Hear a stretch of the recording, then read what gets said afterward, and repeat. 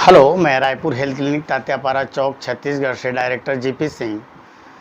शुक्राणुहीनता, sperm नील या azoospermia क्या है, क्यों होता है और उसके निवारण के लिए मैं आज आपको एक बेहतरीन फार्मूला बताऊंगा, जिसे आप किसी डॉक्टर के सहयोग से यदि उपयोग में लाते हैं तो मैं समझता हूं आपको बहुत ही अच्छा रिजल्ट मिलेगा।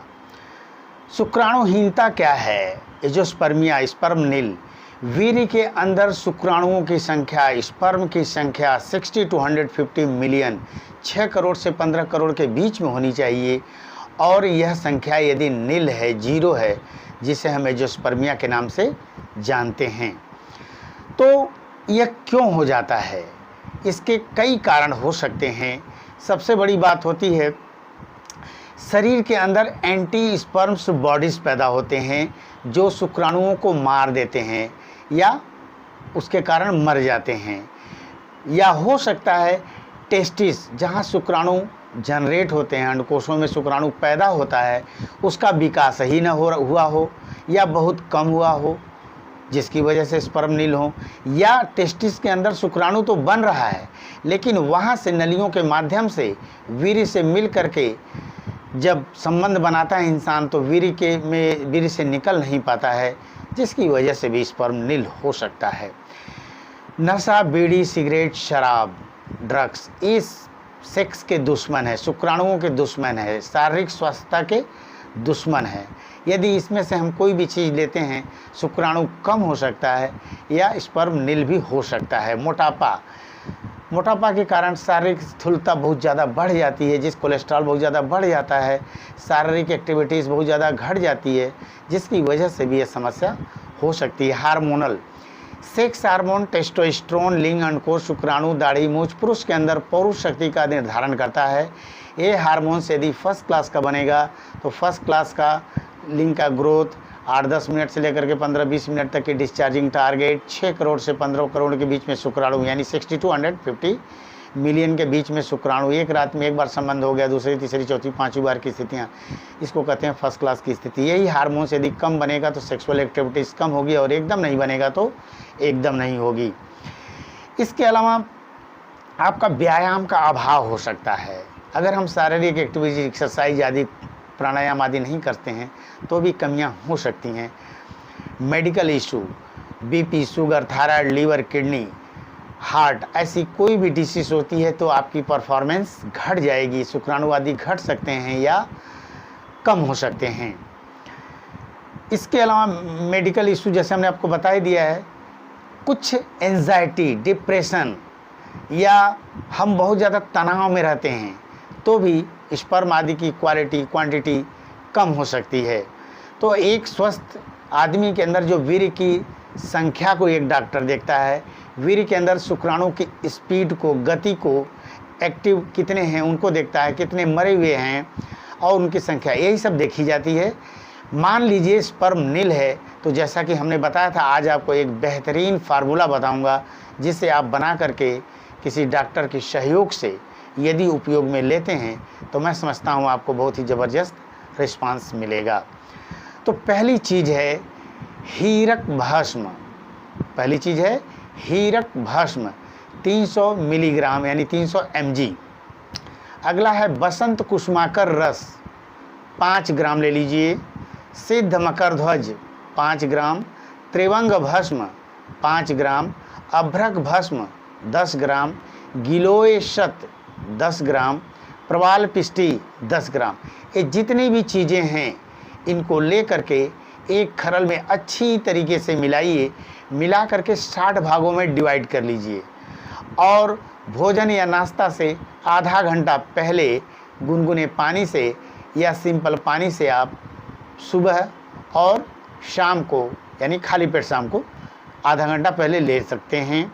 इसके अलावा अश्वगंधा चूर्ण, शतावरी चूर्ण, श्वेत मूसली चूर्ण, ये तीनों पतंजलि स्टोर में मिल जाएगी। तीनों को मिलाकर रख लीजिए। खाना खाने के आधे घंटे के बाद 1 गिलास दूध लीजिए, उसमें दो बूंद शिलाजीत शत, ये भी पतंजलि स्टोर में मिल जाएगा, शिलाजीत शत 2 बूंद उसमें डाल करके मिश्री युक्त दूध से आप गाय के दूध से ले लिया करिए। मैं समझता हूँ आपको बहुत अच्छा रिस्पांस मिलेगा। इसके अलावा पतंजलि स्टोर से ही संतति सुधा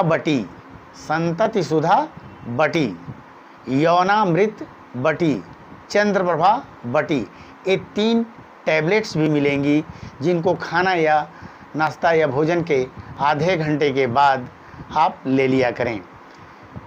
इसके अलावा पंसारी की दुकान पर चले जाइए।